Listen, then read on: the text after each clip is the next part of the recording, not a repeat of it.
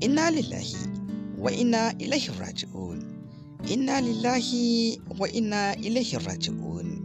Allah ya yi wa Sa'adu Ado Gano, wanda aka fi sani da Bawa, rasuwa, wanda dai ya fi fitowa a cikin fina-finan su marigayi Rabilu Musa ɗan Ibro, kamar dai yadda aka sani.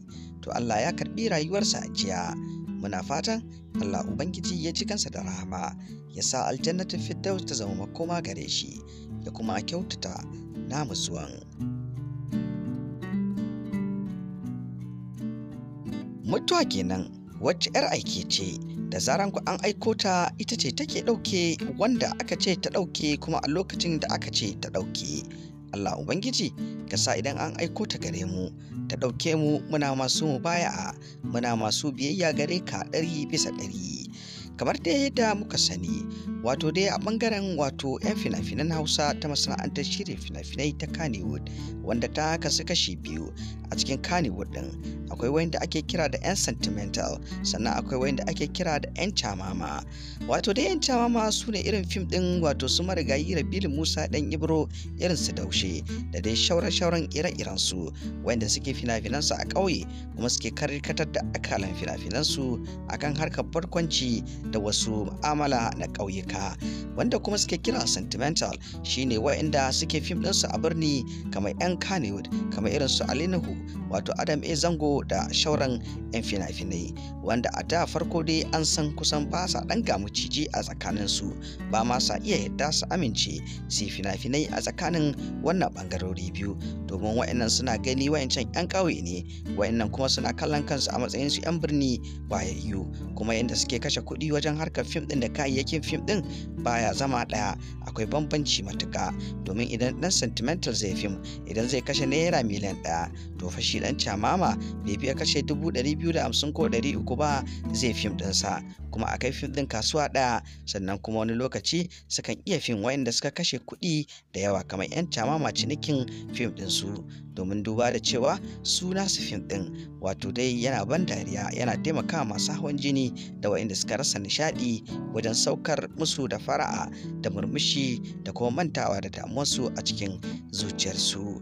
To za mu iya cewa an yi musu yayyafin rasuwa a wancan lokuta na baya, wato ɓangaren camama kenan, inda jarumai da yawa suka rasu a wannan ɓangaren, ciki har da shugabansu wato Rabilu Musa ɗan Ibro, shi kansa ya rasu. Irin su Katakore, irin su ɗan Wanzan, irin su Ƙaura da dai shauran manya-manyan wato jigajigan ɓangaren wancan sashe na camama, dukkaninsu sun riga da yawa gidan gaskiya.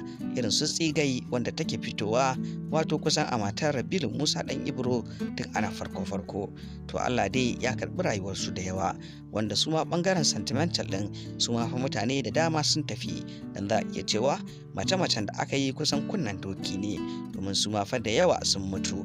Dan a alƙalima kusan aƙalla sama da mutum 40 zuwa 50 ne suka mutu a ɓangaren wato 'yan fina-finan, idan aka haɗa alƙalima da lissafi. To muna fatan dai Allah Ubangiji ya ji kansu da rahama, ya sa aljannatul firdaus ta zama koma gare su, mu kuma ya kyautata namu zuwan. Amin.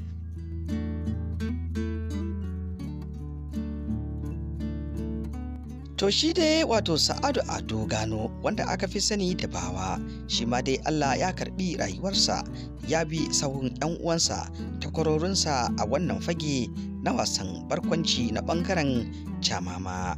Muna fatan dai Ubangiji ya kyautata makwancinsa, ya kuma ba da haƙuri game da juriya na iyalansa na rashin wannan miji nasu, ya kuma sa idan tamu mutuwar ta zo mu yi kyakkyawan ƙarshe. Allah ka karɓi rayuwarmu, sai muna kan hanyar ka ta ihdinas siratal mustaqim, sai muna kan miƙaƙƙiyar hanyar nan naka. Allah ka karɓi rayuwarmu, sai ka yarda da aikinmu ko da ƙwaya ɗaya ne, domin dai mutuwa muna faɗi ala kulli halin ba sallama take ba, ba kuma alamu take badawa ba, domin rashin lafiya ko kuma ba ka da rashin lafiyan duk ba shine alamu da ke nuna mutum zai tafi ba. Abu ne yake zuwa bagatattan, wato dai ka shirya baka shirya ba. Don haka ala kulli halin ko da yaushe mu gyara tsakaninmu da mahaliccinmu, domin dai mutuwa ba ta sallama.